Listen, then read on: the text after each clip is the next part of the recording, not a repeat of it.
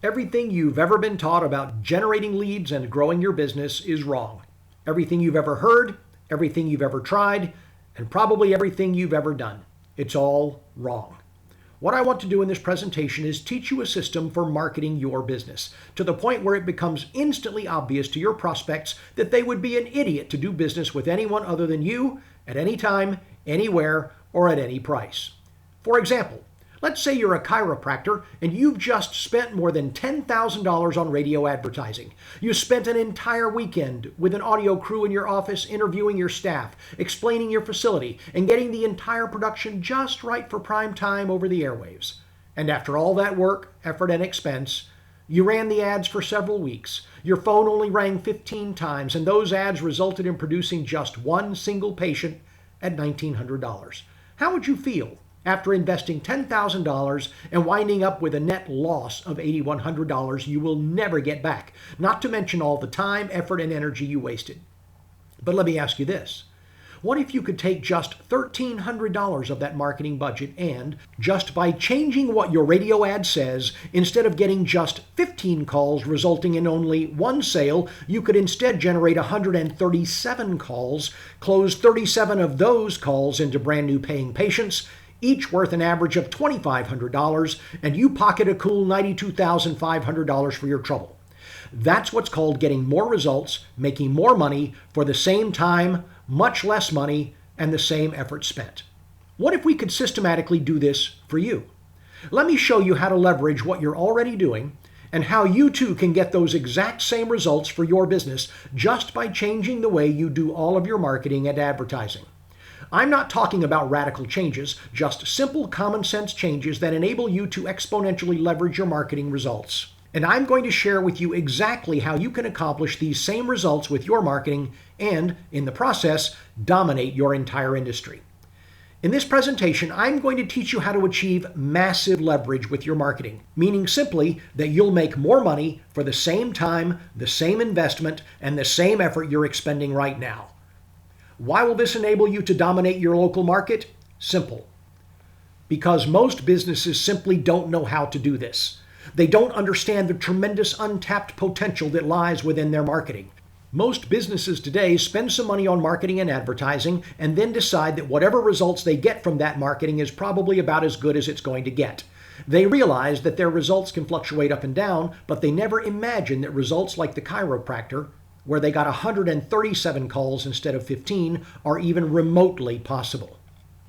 I'm here to tell you point blank that nothing could be further from the truth. The marketing system I'm going to teach you today is based on unchanging principles of human nature that dictate that people always want to make the best buying decision possible, and therefore, marketing's job, that is, your job, is not to yak incessantly about how great you are or how low your prices are. Your job is to position your prospective buyers so they can have total control over the decision-making process based on them having enough quantity and quality of information to determine that they're receiving the most value for the price they pay. The system I'm going to teach you is truly a breakthrough in marketing and advertising, yet it's simple and easy to understand. My company has produced thousands of client successes to prove that this works literally every time it's implemented properly, regardless of what business or industry you're in. I'm going to introduce you to some very common sense principles of marketing that you'll be able to instantly validate and embrace. Principles that will give you a clear vision of what your marketing is supposed to look like and, just as importantly, what it's not supposed to look like. I want to show you the fundamental formulas and strategies to not only make your marketing work better, but to enable you to create what we call competition-crushing marketing. I want you to see how powerful all of this is, allow you to comprehend what the possibilities are for your business, and what a significant advantage you'll enjoy over your competitors when you implement it. So let's get started. There are two main components to any marketing plan: strategic marketing and tactical marketing. Strategic marketing is the content of your message. It's what you say and how you say it, including the concepts that you choose to focus on, the words and images you use to communicate those concepts, and the tone in which the message is delivered.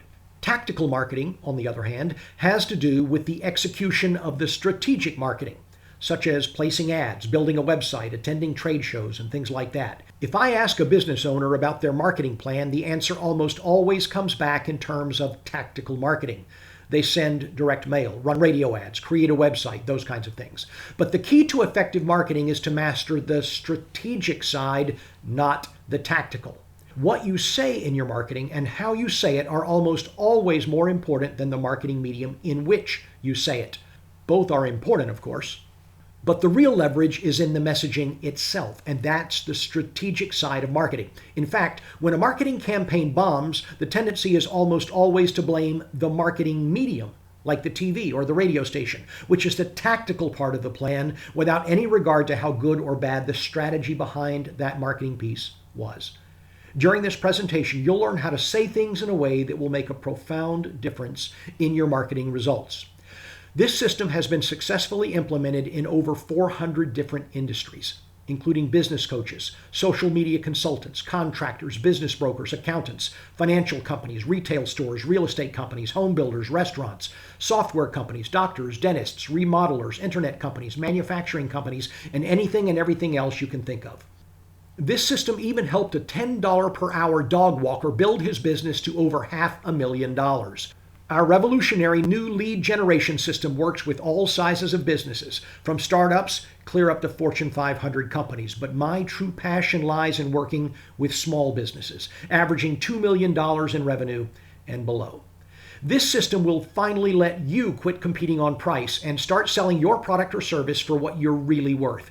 You'll drive in more leads, often see an increase in your advertising response by 2 to more than 100 times. You'll also convert a higher percentage of those leads into real customers and make your salespeople into superstars. You'll increase the amount of your average sale, and your list of clients that pay, stay, and refer you to others will increase significantly. In short, you'll get a bigger bang for your marketing buck, but maybe, best of all, you will finally have total control over your marketing and lead generation results. So let me ask you one simple question. What is the actual purpose of marketing?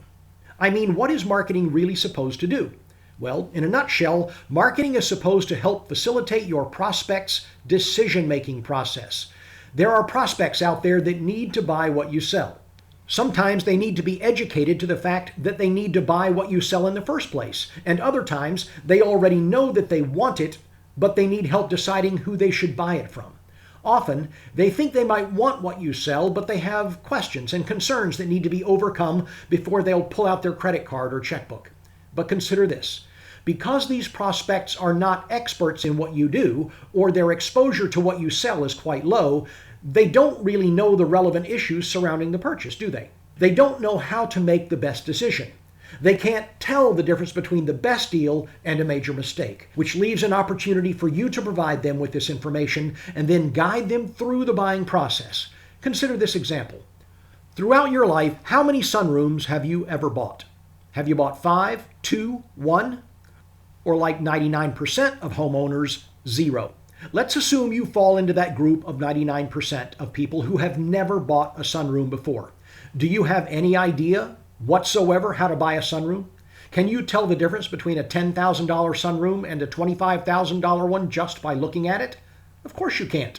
When people need to buy what you sell, they are, generally speaking, just as clueless about what you're selling as you are about sunrooms. So your job, simply put, is to facilitate your prospect's decision-making process. This is actually pretty simple. All prospects and customers want the same things. And it really doesn't matter what type of business you have. They want to feel confident that their money has been well spent and that their decision has been made to the best of their ability. They want to get the best deal. Not just the best price, but the best deal in terms of overall value. People instinctively want to make the best decision possible and not feel like they've got to second guess their buying decision. All you have to do as the marketer is figure out what's important to your prospects and educate them as to what constitutes the best deal when it comes to buying what you sell. Remember, value. And then show them quantifiable proof that you actually provide the best deal in terms of price and value. All this has to be communicated to them in a way they'll pay attention to, believe in, and then take action on. When this occurs, the prospect gets what they really want from you, complete confidence that they have actually made the best decision possible and that they have truly gotten the best value. But here's the problem. Instead of using marketing to educate and facilitate the decision-making process and to build the case why a product or service is the best on the market, most businesses fill their marketing with self-serving jargon that's only a thinly veiled way to say, buy it from me because I want you to give me the money instead of my competitor. That's why people become jaded and why they resist marketing. They tend to either dismiss your entire marketing message or, worse, they become skeptical and stop paying attention to the message altogether. Prospective buyers want and need to be educated so they can feel confident when making their purchase decision, and no one's providing that. But here's the good news. The first one who does provide prospects with this information wins all the most profitable customers available. When marketing is done improperly, the end result is 100% predictable. You start to feel intense pricing pressure from your prospects, and typically you're forced to cave in, lower your prices, destroy your margins, and make way less money than you should just to stay competitive. And you get to spend more time at work and away from your family than those who are successful. Here is the brutal truth, and please don't be offended by this, but if you're always competing on price, it's your own fault. Your lack of marketing ability has led to a situation where there's no discernible difference between you and your competition. There have been no additional parameters or relevant issues introduced to educate your prospects as to what really constitutes the best value when it comes to buying what you sell. If you feel like you're always competing on price, it's because price is the only relevant variable that you've given your prospects to consider. From the prospect's perspective, all things appear equal, so they default to the business offering the lowest price. I'm about to show you how to fix that once and for all.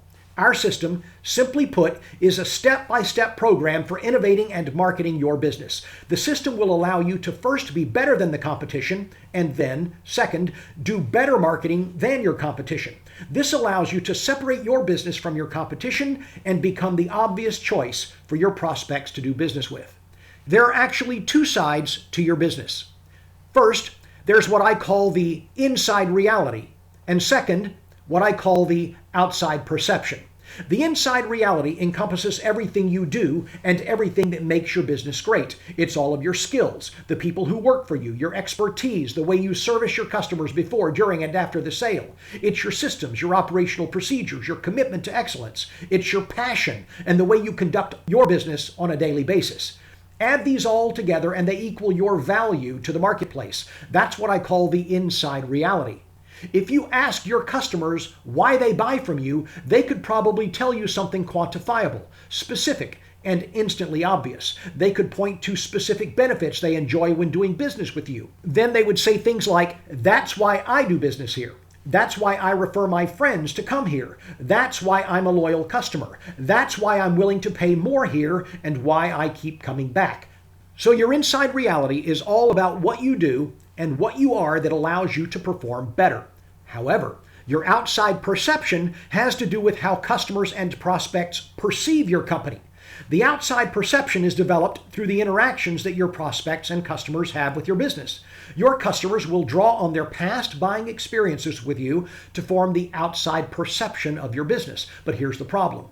If you provide unmatched and unequaled customer service and your customers absolutely love you, none of that matters to your prospects if, number one, they don't even know you exist as an option, or number two, they see your marketing and advertising and, because of your inability to market your business properly, their perception is that you're no different, no better, no worse than your competitors. I would estimate that well over 95% of all businesses are completely inept when it comes to marketing, and the end result is that your inside reality and your outside perception are different. You see, regardless of how good you are, regardless of your inside reality, your prospect isn't going to be able to figure out your true inside reality based on your marketing. You simply appear to be just another business that sells whatever it is that you sell. And don't say, well, that's okay because I have a salesperson. And when they get in front of my prospects, they'll be able to educate them and close the sale. Listen, that's a great theory, but I can flat out guarantee that even your best salesperson is never going to close a prospect who doesn't know you exist, and therefore never bothers to contact you in the first place. Remember the chiropractor? 137 calls versus 15 calls? That's an extra 122 calls a month. People who were not calling this chiropractor prior to changing his marketing. How can you close people who never contact you? Obviously, you can't.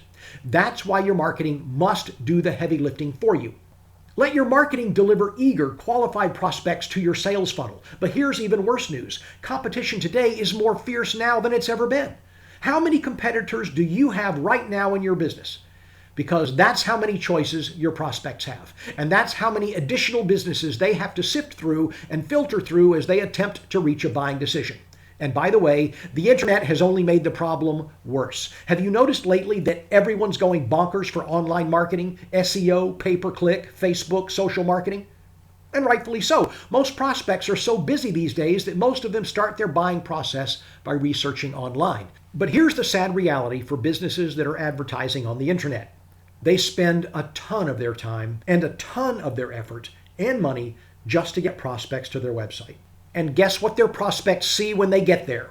The same old lame junk like service, quality, and dependability that they saw in their lame brochure before the internet was invented, as well as the same lame junk that all of their competitors have on their own websites. These businesses then curse their high bounce rate and they try to figure out how to get better qualified traffic to their site. The reality is that they're probably already getting enough qualified traffic to their site, but they fail to realize that it's their lame website that's not converting their prospects, and that's the real problem.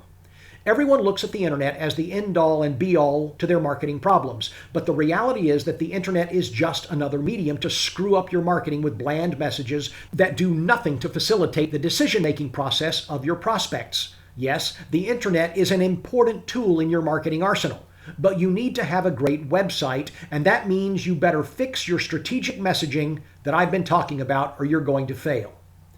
There's an old adage that goes like this. If you want to know why Jane Doe buys what Jane Doe buys, you've got to see the world through Jane Doe's eyes. But the problem is that, while most businesses are very good at knowing what Jane Doe wants, because they aren't communications experts, they don't have the ability to communicate through their advertising and marketing their inside reality to the outside world. They can't lead their prospects to say, I would be an idiot to do business with anyone other than you at any time, anywhere, at any price. The system I teach has been successfully generating leads for business owners now for more than 20 years, and it's been my experience that most businesses could stand some improvement in both their inside reality and their outside perception. But for some reason, they struggle the most with their outside perception. In other words, they've got great businesses, most of them offer exceptional value. They have a good inside reality. But with all the competition that exists, they have a major problem differentiating themselves from the rest of the marketplace. They're simply not getting the value of their business across to those on the outside looking in. What about you? What's your outside perception? Go grab your marketing. Look at your ads. Take a look at your website. Is it instantly obvious, specifically and quantifiably, what makes you better and unique and different? Do you show your prospects how to judge your industry, what factors they need to consider when deciding what to buy, and how you provide greater value than any of your competitors? You'll realize as these concepts start to sink in that the crux of most marketing problems, including yours, I'll bet, can be wrapped up in this one simple statement. Most businesses' outside perception is not an accurate reflection of their inside reality. So I'm going to show you why this is happening and what you can do to fix this for your business forever. I told you at the beginning of this presentation that everything you've ever been taught about generating leads and growing your business is wrong. Let me clarify what that statement means based on what we've discussed so far. Everything you currently know about marketing does not effectively allow you to accurately and succinctly portray your inside reality to the outside world. This is a product of decades of being conditioned to do marketing the wrong way. In the very early days of advertising, I'm talking about the late 1800s and early 1900s, much of the advertising that existed back then was comparative in nature. Ads wouldn't just say, hey, we're better. They'd say, we're better, and here's exactly why, based on this and that. On average, they did a pretty good job of building a case and helping prospective buyers understand the important issues in regards to their particular product or service. The result was that the outside perception was generally a pretty good reflection of the company's inside reality. Then, the most significant event in the history of marketing and advertising occurred in 1945. Television was commercially introduced for the first time. Up until then, total national distribution of an advertising message was extremely limited to radio, print advertising in a few magazines, and maybe the Sears catalog. But with the introduction of TV, large advertisers could buy a TV commercial and reach out to just about every living person in the country for $4,000 a minute, usually sold in 1 or 2 minute blocks. What a bargain, even in 1950s money. But back then, there were only 3 channels. So demand quickly outstripped the supply of commercials and prices shot through the roof. In response to the rising cost, the length of commercials shrank down from 2 minutes to 30 seconds. This meant that advertisers had less time to educate us to the important and relevant issues and build a case as to why they were different or better or unique. So instead of attempting to use shorter ads that highlighted their comparative benefits, advertisers changed tactics and started using slogans. The change made it harder and harder for the company's outside perception to accurately reflect its inside reality. But remember that marketing's first job is to simply get the prospect's attention. Even running just 30-second ads, getting attention was still not a problem for these advertisers. But then what? Well, that's right. After you grab the prospect's attention, you must next facilitate their decision-making process. Companies and their ad agencies found that this was a lot harder to do in only 30 seconds, but they also found out that they didn't really need to do it because the number of real competitors, that is, the number of competitors that could actually afford to advertise on TV and run ads against their ads, was wonderfully few. They could spend a ton of money running 30-second ads and just win by default. Now, if there happened to be 2 or 3 major competitors jockeying for the same prospects, like Pepsi and Coke, that was fine, because there was plenty of business to divide 2 or 3 ways. The bottom line is that a company's inside reality and outside perception didn't really have to match up. The lack of a substantial number of choices eliminated this necessity. So the focus for all marketing and advertising shifted to simply getting the prospect's attention. That's when advertising lost its penchant for selling and instead shifted its focus to creativity. The idea now was to get in the consumer's brain with something creative that would stimulate them and cause them to recall the product later when they needed it. That's when slogans became the de facto marketing standard that is still in use today. 15 minutes can save you 15% or more on car insurance. The Breakfast of Champions. Home of the Whopper. How about this one? Is it live or is it what?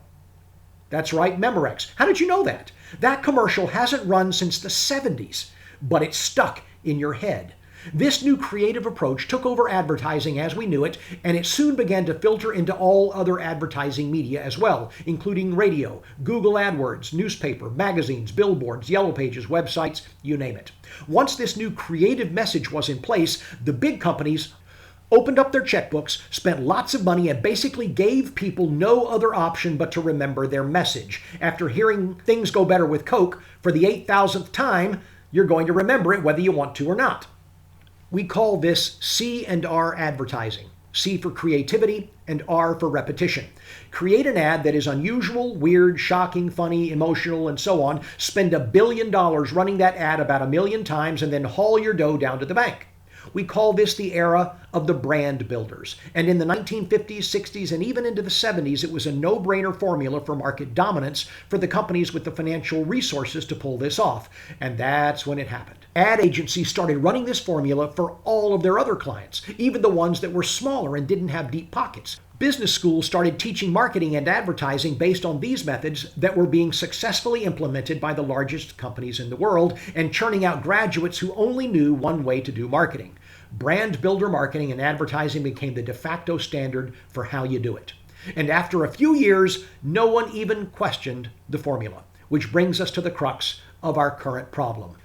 All of us alive today, with no exceptions, grew up in an era where almost all of the advertising you've ever seen or heard is a product of the era of the brand builders. Over time, we've all become conditioned as to what constitutes a good advertisement. We learned the fundamental pattern for what to put into a commercial. We learned about slogans and jingles and being funny. We learned that in marketing and advertising, the outside perception no longer has to reflect the inside reality at all. Let me repeat what I said at the very beginning of this presentation. Everything you've ever been taught about generating leads and growing your business is wrong, and now you know why. As a result of this new breed of advertising, jargon has now started to dominate all marketing and advertising. Think of jargon as words or phrases that are drearily commonplace and predictable. that lack power to evoke interest through overuse or repetition, and that are nevertheless stated as if they were original or significant. In advertising, you see and hear jargon all the time. Since businesses only have 30 seconds to try to convey what makes them special, they lump everything into jargon such as largest selection, most professional, lowest prices, highest quality, best service, fastest, most convenient, largest in the state, more honest, we're the experts, we specialize, we work harder, we get the job done right the first time, or been in business for 42,000 years. Now listen, I'm not saying that you shouldn't be those kinds of things. Those actually make up the foundation you want to use to build your inside reality on. But consider this, if my marketing says that I offer high quality and great service, isn't that drearily commonplace and predictable? Doesn't it lack power to evoke interest because of overuse or repetition? Isn't it nevertheless stated as though it were original and significant? Does my inside reality, what makes me really good at what I do, does that shine through my advertising? Can you tell specifically what makes me valuable to the marketplace when I say highest quality or best service? See, you simply can't describe, demonstrate, exhibit, reveal, or display your inside reality using jargon. It's impossible because everyone else says the same things. And unfortunately, the end result is an outside perception that you're no different from anyone else. There's absolutely no distinction, no separation, no differentiation, none. You just flat out can't make your inside reality and your outside perception match up when you use jargon like that. In fact, let me give you several ways you can easily and quickly evaluate your own marketing to see if you're getting caught up in the jargon trap. Jargon evaluation number 1 is what we call, well, I would hope so. When you make a claim, don't think about it in terms of the words coming out of your mouth. Think about it in terms of the words entering your prospect's ears. This will enable you to realize just how absurd most jargon sounds. Look at the messaging in your marketing, and then ask yourself if the prospect's immediate response might be, well, I would hope so. Let me give you an example. I recently saw a TV ad for a remodeling company.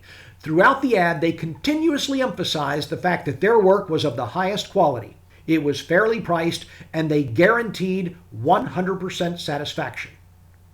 Well, I would hope so. Would you hire any remodeler who didn't provide all of those as a standard part of their service? Of course not. This is all jargon. It is drearily commonplace, and it lacks the power to evoke interest because of its overuse or repetition. How about this one from a consulting company? Our training leads to change. We increase the productivity, performance, and profit of your company. Well, I would hope so. Does anyone hire a consultant for any other reason than to do those things? Most ads today are nothing more than a jargon fest. Does this jargon tell you anything about these companies' inside reality? What else would you expect them to say? Everyone's always going to say wonderful things about their own company if they can get away with it. The problem is that if your company has an exceptional inside reality and you're using the same jargon as everyone else, then the outside perception is that you're all the same. And that's when prospects default to the company offering the lowest price. Cost now becomes the only determining factor. When you use this simple evaluation, just ask yourself openly and honestly why anyone would choose you over your competition. Then evaluate your answer by the, well, I would hope so, standard. And finally, check out all of your advertising and marketing materials, including your website. Do they pass the, well, I would hope so evaluation, or are they all chock full of jargon? If they fail, then you need to make changes. Let me provide you with a second evaluation. It's called, who else can say that? This is similar to the first evaluation technique, and it's also a product of the era of the brand builders. Pay very close attention to this one. Stop thinking in terms of who else can do what you do. Instead, think of terms of who else can say what you say, because the answer, unfortunately, is usually anybody and everybody can say exactly what you say, and they do all day long, every day. I know of a kitchen remodeler that ran by far the most impressive remodeling company in his community. Every member of his crew had at least 15 years of remodeling experience. They were all certified subcontractors. They had won multiple industry awards. They were the only kitchen remodeling company that provided not only a full satisfaction guarantee, but also a 10-year material and labor warranty on everything they did. They left the job site every night cleaner, than when they had first arrived. They also guaranteed they could remodel any kitchen in no more than 5 days, half the time of their competitors. This, of course, meant far less disruption and inconvenience to the homeowner. In short, their inside reality was literally second to none, head and shoulders above all of their competitors. But they had a huge marketing problem. Their marketing looked virtually identical to all of their far less worthy competitors. Their marketing said things like certified subcontractors, guaranteed satisfaction, and then a long laundry list of the work they performed, such as new cabinets installed, complete kitchen remodeling, and so on. Oh, and get this, they accept Visa and MasterCard. Well, I would hope so. But then ask this question, who else can say that? When the owner of this remodeling company was asked that very question, he got really defensive. He said, there's no other remodeler that can begin to match the work we do. Our subcontractors are far and away their best. There is no one, and I mean no one, can say what we say. Understandably, this contractor was extremely passionate and protective when it came to the superior company he had worked so long and hard to develop over the years. So finally, to try to get the point across to him, he was asked to pull up the websites of his 5 biggest competitors and see what all of them were saying on their homepage. Let's just say that his jaw hung open for about 2 minutes straight before he finally pointed at the screen and said, "Oh my gosh, look at this other company's website. I know this guy, he's terrible. But his site says the exact same thing as mine. In fact, I think he copied my site word for word." He looked at the other remodelers and saw that all of their websites were virtually identical to his. That's the problem. So remember, it's not who can do what you do. It's who can say what you say. And if your marketing is full of jargon, then sadly, that answer is all of your competitors can. And you can bet they will. Let me give you one final jargon detection evaluation. It's called the Scratch Out Write-In Test. Take a look at your brochure, advertisement, or website. Now, scratch out your name and write in your competitor's name. That's it. If the marketing is still valid, if the website still conveys the same basic message, if there wouldn't need to be any additional changes, then guess what? You just failed this all-important test. This evaluation can be very revealing. Most businesses discover that they run fairly high on the jargon meter. You may find that your inside reality, excellent as it may be, is nowhere to be found in your marketing messaging. It's all but lost in a sea of jargon and completely invisible to your prospects. Is this making sense to you now? Is it evident that this might be a problem for you now? And a tremendous competitive advantage if you could figure out how to fix this for your own business. So let me show you how to fix this. Let me explain how you can follow a very simple process that we call the conversion equation. And when you do, you will eliminate jargon forever. I'm going to show you how to become a communications powerhouse, make your outside perception become an excellent reflection of your inside reality, and finally begin to get the results from your marketing that you should be getting. The conversion equation has 4 main components. Let me start with a brief introduction, and then I'll go into more detail. The first component of the conversion equation is called interrupt. This is simply the process of getting qualified prospects to pay attention to your marketing. This is often accomplished by affecting the prospect emotionally. Sounds simple enough, doesn't it? Unfortunately, it's a lot more difficult to pull this off in real life unless you understand what you're about to learn here. The second component is engage. Once the prospect is interrupted, it's critical to give the reader the promise that information is forthcoming that will help the prospect make the best decision possible, or, in other words, facilitate their decision-making process. This is also best accomplished on an emotional level. The third component is educate. Once you've interrupted and engaged the prospect, you have to give them information that allows them to logically understand how and why you solved that emotional problem. This is accomplished by giving detailed, quantifiable, specific, inside reality revealing information. This turns the corner from an emotional sell, remember you interrupted and engaged them based on emotional hot buttons, to a logical sell. This is easy to do if you just follow this conversion equation. And the fourth and the final component of the conversion equation is the offer. Now the prospect has been interrupted based on problems that are important to them emotionally, engaged by the promise of a solution to that emotional problem, and they've examined the educational information that makes your solution to that emotional problem real and believable. So the last step for you is to give that prospect a low or no-risk way for them to take the next step in the sales process.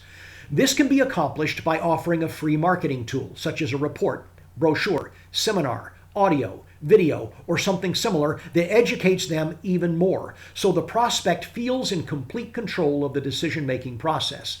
This conversion equation follows the formula for what marketing is supposed to do in the first place. In fact, at this point, we can simply say that marketing's job is to interrupt, engage, educate, and offer.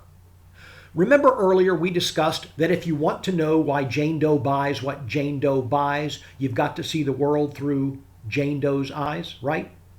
Well, I would submit to you that if you want to know what Jane Doe sees, you'd better first understand how Jane Doe's brain works, how it processes information and makes decisions. To understand this process, there are three major concepts that I need to teach you. Three concepts that very few people in the world of marketing understand, but three concepts that will make all the difference in the world in your marketing's effectiveness and, more importantly, in your company's profitability. The three things that you need to know about Jane Doe's brain are downtime, uptime, and the reticular activation system, also known as the reticular activator. Let's begin by discussing that first concept called downtime. Simply put, this is the hypnotic state of running automatic patterns that allows your brain to perform habitual tasks without any conscious thought. You do this all the time. For instance, I'm sure many times you've driven to work and when you got there, you don't even remember making the trip. That's downtime. This occurs because driving to work is a habitual pattern that you run so frequently that you don't have to consciously think about it. 2 or 3 times a week, I get out of the shower, I get dressed, and then think, did I put on my deodorant already? I just can't remember. But then I check and find out that I certainly did. I was on autopilot. I was in downtime. Your brain performs all of these daily routine functions with no conscious thought whatsoever. Now here's what downtime means in marketing terms. People see and hear ads with their eyes and ears, but they don't notice them on a conscious level. If you open a newspaper, you'll be looking at maybe 70% ads and only 30% bona fide news articles, but because the ads are only seen on a downtime level, 9.9 times out of 10, you won't consciously notice them at all. All you consciously see is the news, which is what you were there for in the first place. The second concept is what is known as uptime. It's the brain's state of alertness or active engagement. It's like when you're driving to work on the freeway in a heavy thunderstorm. Usually on this trip, you're in autopilot, but today you are totally alert. Your hands grip the wheel with white knuckles at 10 and 2, and your pupils are as big as saucers. You're sensitive and responsive to everything that's going on around you. You're in downtime when you're listening to elevator music, but you're in uptime when you're watching a horror movie. You hear the music building to a crescendo as you anticipate something truly terrible happening. You can think of uptime as when your brain goes on alert mode. But here's what uptime means when it comes to your marketing. When your prospect is in uptime mode, they consciously notice your ad or your marketing piece, and they are open to your suggestions and solutions. Something captures their attention and compels them to keep paying attention. Think of your Amazon Echo. She's totally asleep until she hears her name, Alexa, and then she instantly wakes up and starts paying attention. She goes from downtime to uptime in a fraction of a second. The key to marketing is to get your prospect out of downtime and into uptime. We want to shake them out of their natural subconscious haze where they have never seen your ad or marketing piece and into uptime where they are fully conscious and aware of what you're trying to communicate to them. Once you understand how to do this, you'll have the ability to make a fortune with your marketing. But to completely grasp this model, you've got to learn the third major concept about how Jane Doe's brain works, which is called the reticular activator. The reticular activating system is the part of your brain that's on the lookout 24 hours a day, 7 days a week, even when you're asleep. It constantly scans the environment looking for things that fall into any of these three categories: things that are familiar, things that are unusual, and things that are problematic. When the brain detects any of these three categories on a subconscious level, it sends a message over to the conscious side of the brain that says, hey, wake up. There's something here you need to pay attention to. Imagine driving to work on autopilot when suddenly a child runs in front of your car. Instantly, you're alert. Whatever those factors are that happen to be familiar, unusual, or problematic, those are the things we call activators. In short, your brain on a subconscious level is constantly on the lookout for activators. It's searching for things that are familiar, things that are unusual, or things that are problematic. In other words, things that demand a conscious response. Whenever it finds one, it pokes your conscious brain and snaps it out of downtime, sleep mode, into uptime, alert mode. Let me give you an example of the raw power of your reticular activator, and please don't get mad at me for what I'm about to do to you. But I'm going to permanently embed this example directly into your reticular activating system, and I guarantee that you will remember this for the remainder of your life on this planet. Seriously, here we go. I'm certain that at some point over just the past several weeks, you have glimpsed a FedEx truck making its deliveries. FedEx has been in business since June 18, 1971. That's a lot of years those trucks have been driving around your town. So let me ask you a question. How many times have you seen those FedEx trucks? Over the 40 plus years they've been in business, I would wager to say that you have seen their trucks a minimum of 1,000 times. So here's the question. Have you ever seen the hidden message in the FedEx logo? If right now you're saying that's impossible, you've seen that logo thousands of times and you certainly would have noticed a message in there at some point in time, well then join the crowd. 99% of the population have never seen that hidden message. Are you ready for me to tell you where it is? Next time you see a FedEx logo, look between the E and the X in FedEx. You will see an arrow pointing to the right. It's as plain as day, and yet very few people have ever detected it over all those years. And guess what? That logo was specifically designed that way from the start. It isn't just something that happened by coincidence when the designer created it. Almost no one ever sees it, but guess what? You will now see it every single time you look at that logo. Why? Because now that I've drawn your attention to it, coupled with the fact that you had no idea it was there before, the next time you see that arrow, your brain will perceive it to be unusual, and that will automatically trigger your reticular activator. Remember, things that are familiar, unusual, or problematic poke your brain and make it pay attention through your reticular activator. But guess what is going to happen next? Now that you know that arrow is there, every time you see that FedEx logo, your brain will light up and immediately seek out that arrow. And as you observe it over and over, the arrow will move from being unusual to being familiar. And in both of those cases, guess what else happens? You will only notice the arrow for a second or two because your brain activates when it sees it, moving you from downtime into uptime, but since the arrow isn't really relevant or important to you, your brain will quickly revert to downtime. So what does all this have to do with marketing then?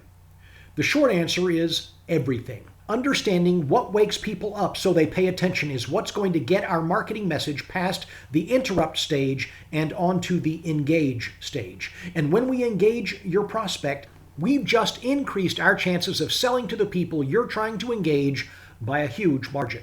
This is going to solve the problem that every other marketer hasn't been able to figure out, which is not just getting them interrupted, but also getting them engaged. Not just finding any old activator, but finding the right activator. Any idiot can simply interrupt people. In fact, that's usually very easy to do. The marketing gurus over on Madison Avenue do it all the time. Those guys and gals prefer to use activators that are based on things that are familiar and unusual because they are the easiest to pull off. Have you ever noticed how many different kinds of animals you see in advertising? That's because animals are familiar and likable. And the idea is that those animals will interrupt you by poking your conscious brain when they are detected by your reticular activator. Aflac has the duck, Geico has the gecko, and Coke has its polar bears. You constantly see dancing elephants, talking dogs, and finicky cats because they are both familiar and likable and unusual at the same time. All of these animals have good interim value based on their familiarity. That's also the major reason that big advertisers use celebrities. Familiarity. And what about activators based on unusual things? Well, that's where creativity comes in. Creativity's main purpose in advertising is to dream up something so weird, so strange, so shocking, so unusual that it will snap you out of downtime and into uptime, otherwise known as interrupt.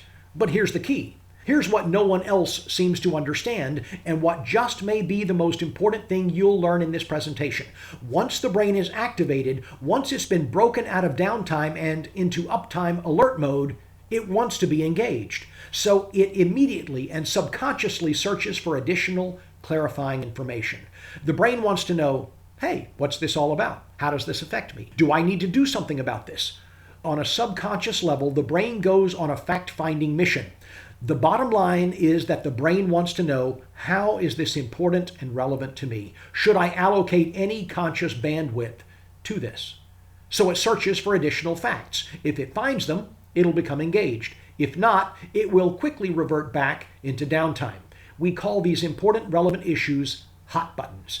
If you're a golf fan and your reticular activator detects that Tiger Woods is on the television, it notices that on a conscious level because Tiger Woods is familiar. He's an activator. Then your brain immediately asks, hey, what's Tiger Woods doing driving a Buick? Is there anything here that's relevant or important to me? Or in other words, is this a hot button issue for me at this point in my life? What typically happens is that your brain immediately determines that Buick is not important or relevant to you at this point in your life. It doesn't do anything to resolve any of your problems, and therefore it's not a hot button. And so your brain immediately reverts back into downtime. Let me be crystal clear here. An activator is something that snaps a person from downtime to uptime, and it's based on something that's familiar, unusual, or problematic. But an activator can also be classified as a hot button if and only if it's based on something that's important and relevant to your prospect at the moment. Your best bet to successfully interrupt and engage your target market is to identify problems, frustrations, uncertainties, and annoyances your prospects have, and then address them in your marketing. Their pain in most cases is their hot button. And please don't think this is some form of manipulation. All we're doing here is tapping into the problems that your prospects already have. We're not trying to manufacture a crisis for them. We're merely poking their problems and pointing out those problems so that their reticular activator notices and brings us onto their active radar screen. Now here's the key point in all of this, and one that none of the big ad agencies understands, but one that you need to know in order to make all of this work for you. The activators that are used to interrupt the prospect must be based on a relevant hot button. If not, the prospect will momentarily be interrupted, but then will quickly revert from uptime back into downtime. That's what we call false uptime. Have you ever heard somebody call out your name in a crowded room? That immediately interrupts you because your name is familiar. But when you turn around to see who it was that was calling you, you realize, oops, they were actually calling out to someone else with my name. Your name is an activator, but because in that situation your name wasn't important or relevant, it didn't engage you. You quickly reverted right back into downtime. That's what we call false uptime. Remember what I said about the FedEx logo? Now that you know the arrow is there, every time you see it, your brain will immediately seek it out because it's unusual. But the more often you see it, that arrow shifts from being unusual to being familiar, and then you will only notice it for a second or two, and then your brain quickly reverts back into downtime because the arrow isn't relevant or important to you. This happens in marketing and advertising all of the time. Most marketing interrupts, but it doesn't engage. Just like Tiger Woods and Buick. He's famous and you like golf, so it captures your attention. It interrupts you. But when you find out that it's not based on anything that's important to you, when there's nothing relevant, nothing that solves some problem that you have, if you're not in the market for a Buick right now, you quickly revert to downtime. This is one of the things that almost no one understands, and one of the main reasons everything you've ever been taught about marketing is wrong. You've been conditioned to believe that as long as you've interrupted the prospect, that's it. That's good enough. The job is done. But you have to realize that if you only interrupt the prospect, that's only 1/4 of the conversion equation. You've got to include all 4 components: interrupt, engage, educate, offer, to get the maximum results from what you're marketing and advertising. Now, when it comes to actually writing the marketing, we typically like to portray the hot buttons in the form of headlines. The headline is the first opportunity you have to interrupt Jane Doe. You've got maybe 1 to 3 seconds max to interrupt the prospect, so you'd better make sure that the headline has activators in it, and that those activators are based on things that are important and relevant to that prospect. Remember, hot buttons, words and phrases that describe problems or frustrations that the prospect is feeling so that their reticular activator latches onto them and snaps them into uptime. In print advertising, magazines, newspapers, yellow pages, and so forth, the form of the headline is obvious. In radio, the headline is the first sentence they hear. On Google AdWords, it's the first bit of text they read. On television, it's the first thing they see and hear. In brochures, business cards, other marketing collateral, and your company website, it's the first thing they see. Let me give you two quick examples. First, for a daycare, and second, for a child psychologist who works with kids with behavioral problems. When I ask most daycare providers why parents should choose them instead of their 17 other local daycares, they almost always give me the same boring answers. High quality, attention to detail, we supervise our staff better, we're honest, we've taken care of more than 200 kids, and so on.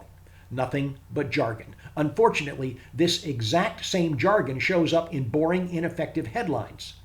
For instance, when I looked at the marketing of various daycares, they said things like this: safe, nurturing, creative environment, optimize your child's development, acclaimed by thousands of parents, accredited by industry professionals, a leader in early childhood care and education. Those were all real headlines from real ads.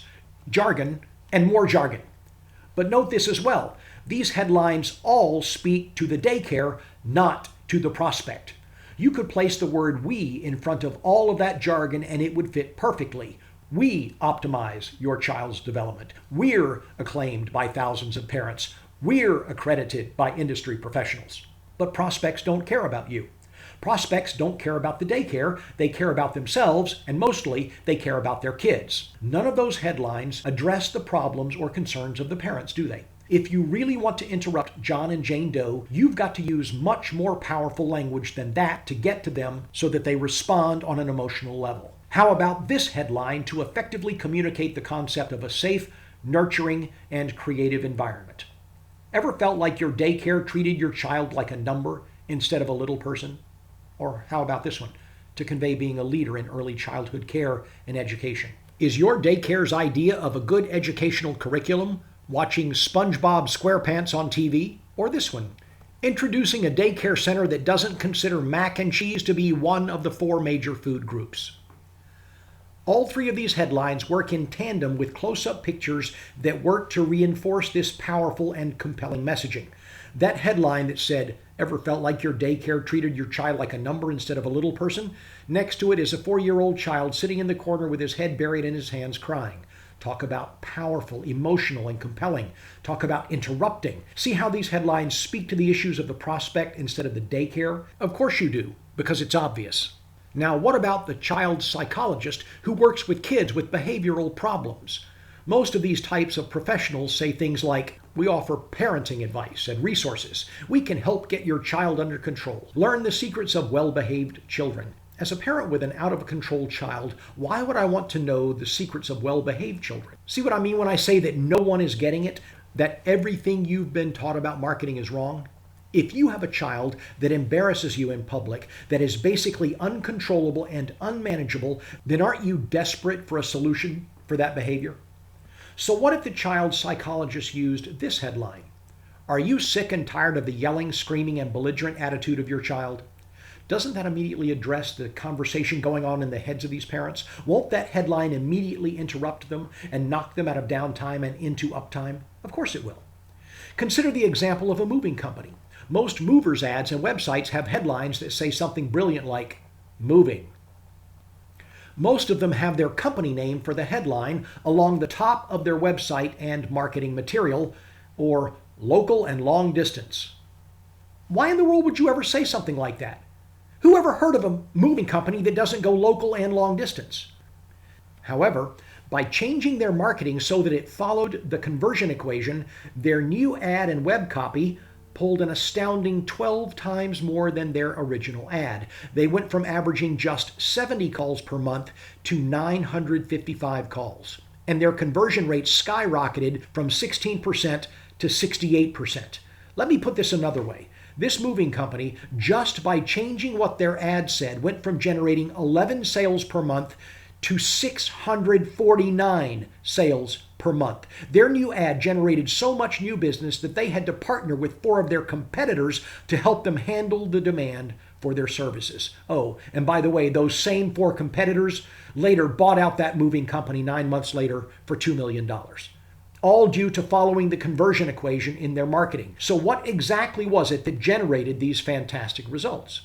Well, their new ad and website featured a headline that said this: last year, over 4,350 complaints and lawsuits were filed against moving companies in Dallas.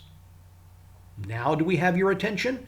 You bet, because it hits on the prospect's hot buttons of uncertainty and problems that might arise when they move. And then they go on to describe what to look for and what to watch out for. It educates the prospect as to what standards they should use to find the best value when hiring a moving company. Okay, to wrap up this discussion about interrupt and engage, let me address the topic of engage specifically for just a moment. To successfully engage, all you have to do is use a headline or a subheadline that promises the reader that if they will keep reading or listening to the ad, they will get information that will facilitate their making the best decision possible. Not sales information, not here's how great we are information, but rather bona fide decision facilitating information. Sometimes the headline itself will engage, but more frequently it's a subheadline that makes the promise to educate and therefore engages. Let's go back to the Daycare ad and continue that example. Remember the one that had the headline that said, "Ever felt like your daycare treated your child like a number instead of a little person?" The follow-up engage subheadline would simply say, "How to ensure your child gets personal, loving, caring, one-on-one attention at daycare." Or the headline that said, "Is your daycare's idea of a good educational curriculum watching SpongeBob SquarePants on TV?" The follow-up headline that engages says, "How would you like your child to be reading at a first grade level before starting kindergarten?"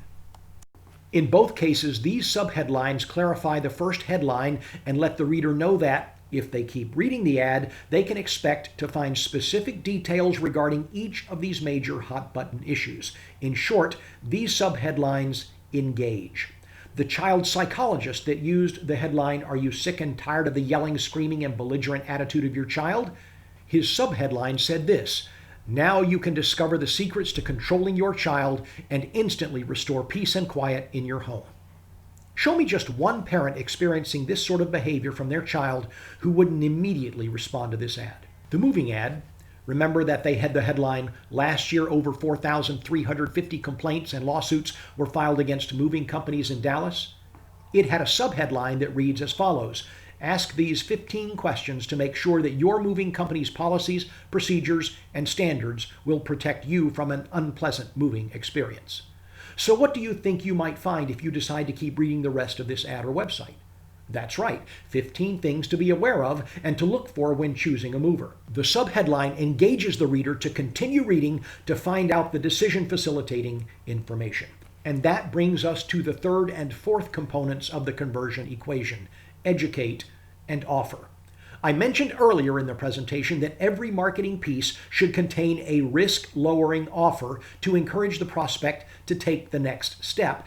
And that offer should generally be to receive additional information, or in other words, to further educate the prospect and to build your case. Now here's the real key to success in marketing. The right offer allows you to capture a large percentage of all future buyers in addition to those few who are looking to buy right now.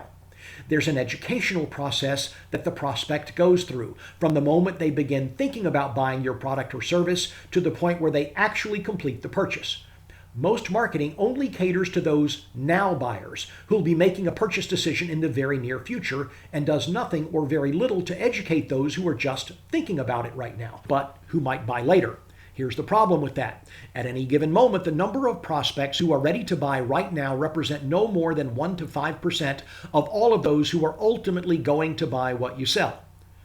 You've got 95 to 99% of your prospects who are in the thinking about it and gathering information mode, but when they are attempting to gather information, you don't give it to them.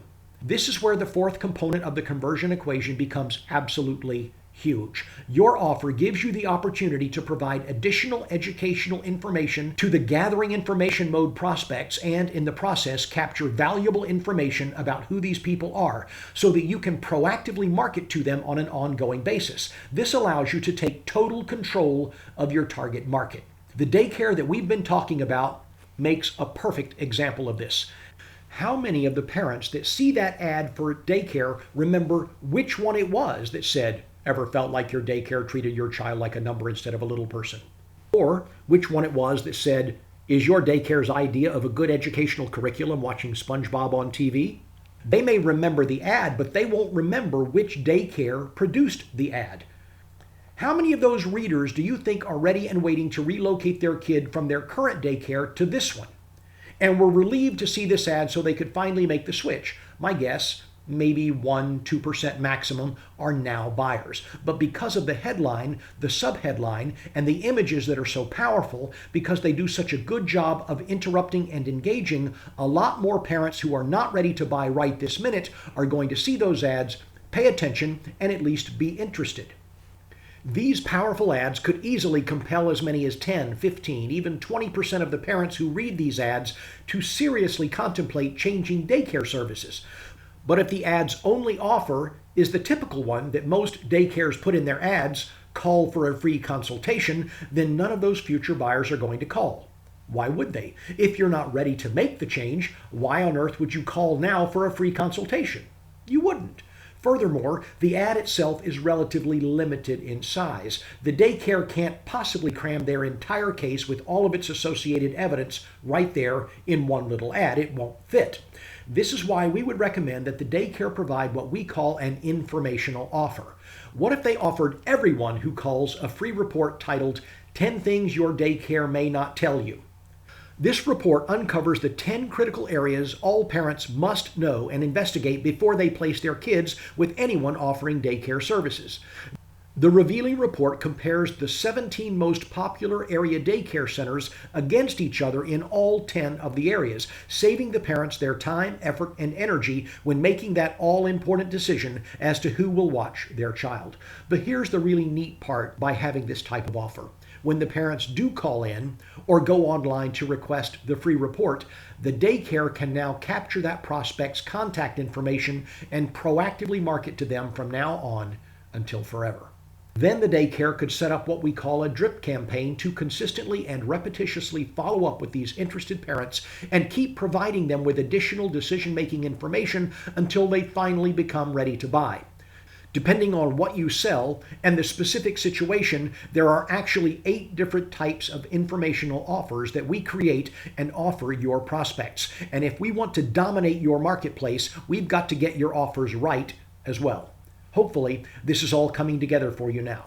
Interrupt, engage, educate, and offer make up the conversion equation. And that equation forms the backbone of all the incredibly successful marketing campaigns we've ever put together. So let's go ahead and wrap this up. You can probably tell from the depth of information in this presentation that we have a bona fide step-by-step system that helps business owners just like you become financially free using superior marketing that makes your phone ring. Remember, this system works for big Fortune 500 companies, but my passion doesn't lie with helping huge, soulless corporations. My passion is for you, the small business owner who has to scrape, fight, and battle every day just to earn a living. I'm offering our system to you as a way to reach the ultimate pinnacle of life, financial freedom for you and your family, along with the ability to do whatever you want with your time and money. After all, you more than likely started your business because you have a true passion yourself for what you do. But when marketing is ineffective, owning your own business can become no more than working a poorly paying job. Compelling and successful marketing can provide you with the financial freedom to pursue your real, true ambitions in life. I believe that everybody has a cause that can be more fully pursued and supported when you're financially independent. Let us help you reach that goal. We have the tools, resources, and support to help you accomplish this in record time. All we ask is that you give us a chance to show you how effective our marketing can be for your company. We promise you won't be disappointed. Thanks for investing your time with us during this presentation.